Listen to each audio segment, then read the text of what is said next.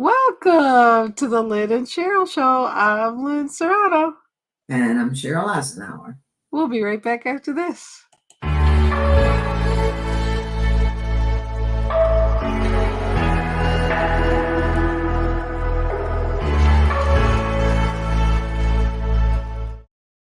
And so we're back. And Cheryl, it's been a busy week since last week. And I'm grateful that we're back. And I'm glad you made it through surgery. And any updates there? I go back for my checkup on Friday. We'll decide then whether we need to have a little bit of radiation, and hopefully we won't. Yay. But if she gives me the option, I'm going to take it. And she said that might be where we go to. She said, they recommended it, but depending on what the test comes back, if the tests show I don't have to have it, then I can make the decision. And I think my decision is going to be yes, because just in case one of them little buggers snuck out. Well, that's good. And we have Bob with us. Hi, Bob. Thanks for being here. And he gives huge hugs. His birthday is this right after mine next week. So he's been keeping up with me. I appreciate that so much. He sends me a bear hug every now and then. So he's a sweetheart. He's a keeper. I don't think people realize how much it means. Just those little things, especially if you just happen to be kind of down at that moment. Yeah. Well, like I said, you were in my prayers, and a lot of people were praying for you. So lots of love for you, Cheryl. Yeah. Hey, I appreciate everybody that said anything, thought anything.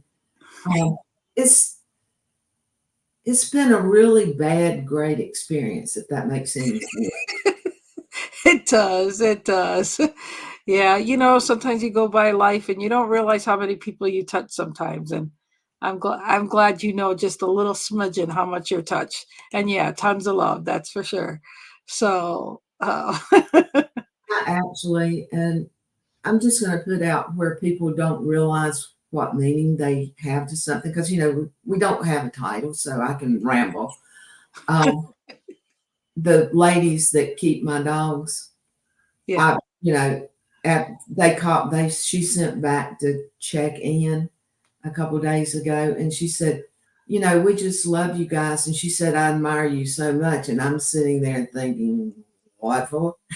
Aww.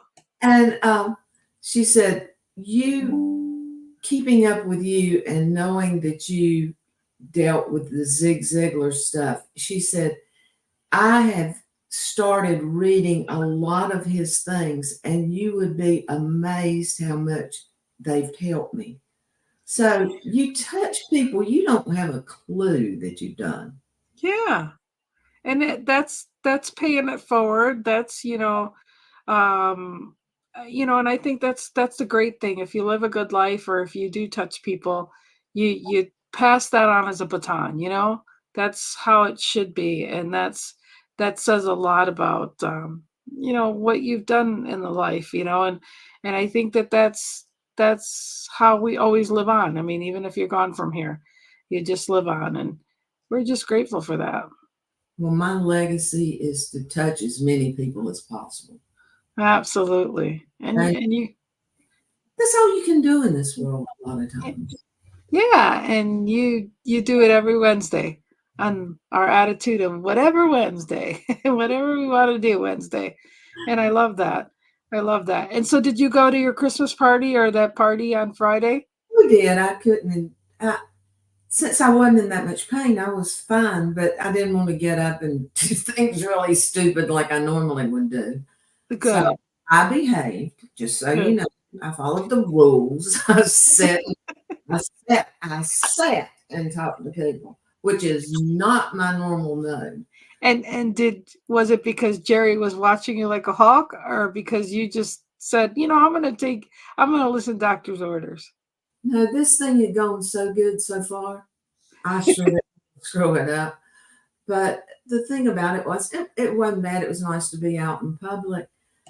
But I will tell you, the hardest thing in the world to do is to take care of yourself instead of someone else.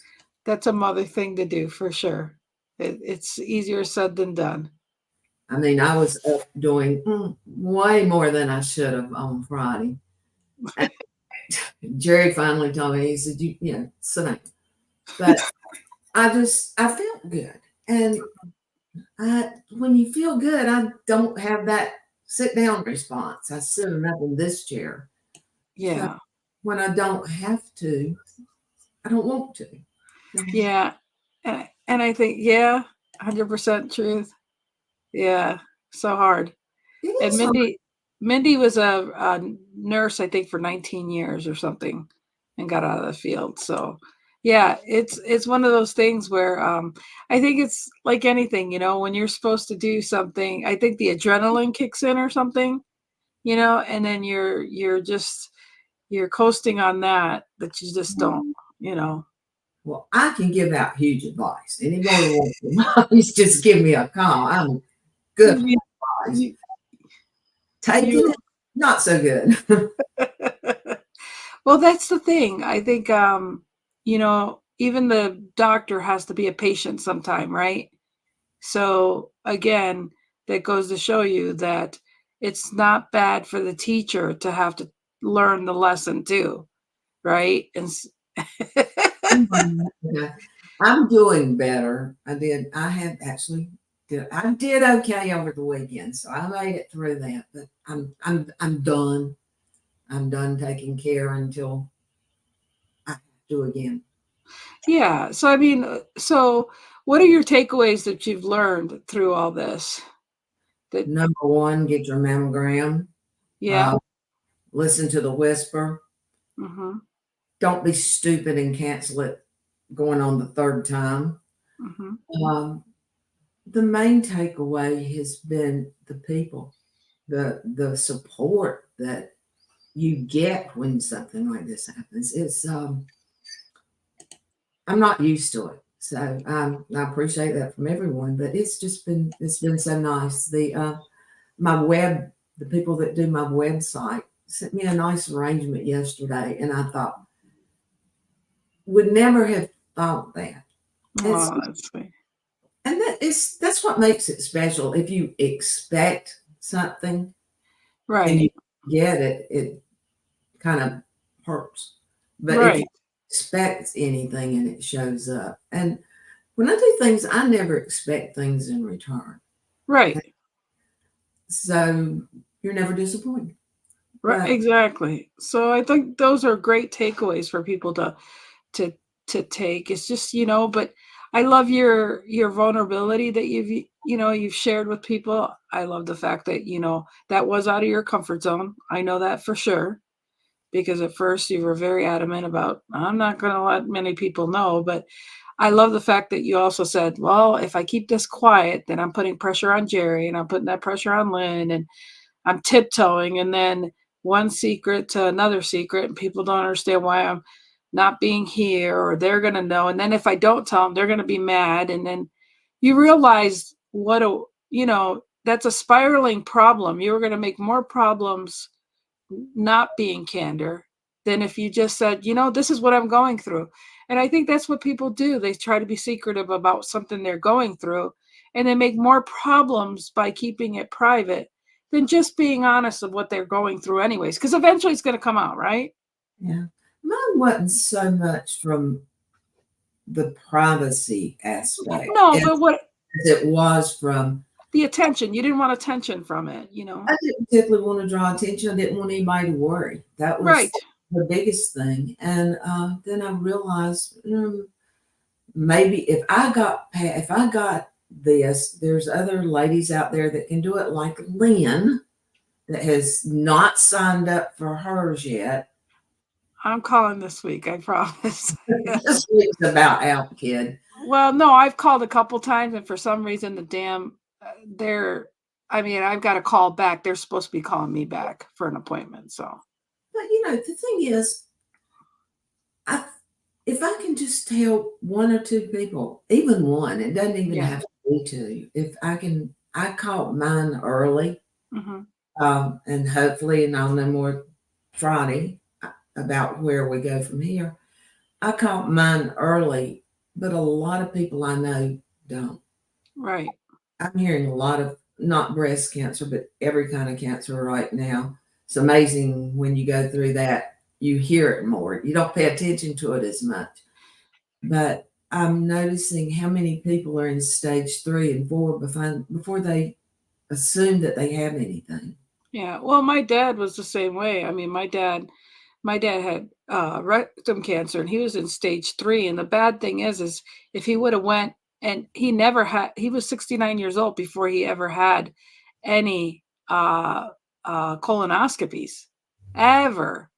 And preventative care, he had a pain, he never went in or anything. And he has an ostomy bag, he's had it for 13 years now.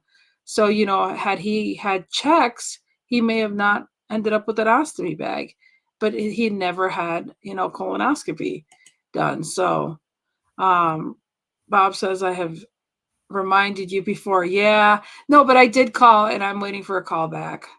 Like, No, for some reason, one department at my doctor's office, I've had a sleep, I've had a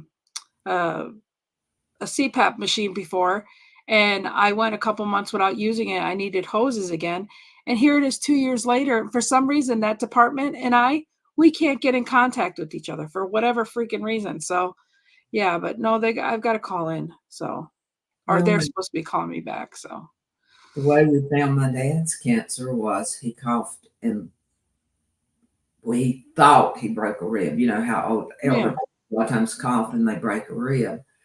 But when I took him to the doctor, there was not a rib there.